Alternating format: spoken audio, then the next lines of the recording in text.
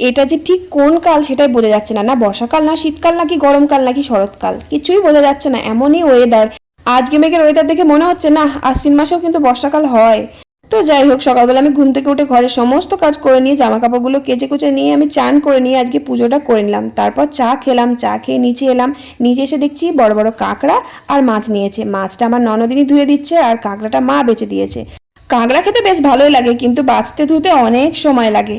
তো আজ হঠাৎ অকাল বৃষ্টির জন্য রান্নাঘরে আর রান্না করতে যেতে পারিনি, তাই গ্যাসেই রান্না করছি। ভাতটা হয়ে গেছে, ভাতটা নামিয়ে দিয়েছি। তারপর কয়েকটা বেসনের বড়া ভাজলাম পেঁয়াজ দিয়ে, আর উচ্ছে দিয়ে আলু দিয়ে ডাঁটা দিয়ে চচ্চড়ি করলাম। আর ওই কাঁকড়াগুলো আলু দিয়ে বেশ মাংসের মতন করে কষা কষা করে রান্না করলাম। বেশ ঝাল দিয়েছি একটু বেশি করে, কারণ কাঁকড়ার মধ্যে একটু ঝাল না দিলে তো ভালোই লাগবে না। আর মাছটা আলু দিয়ে বেশ পাতলা করে ঝোল করলাম।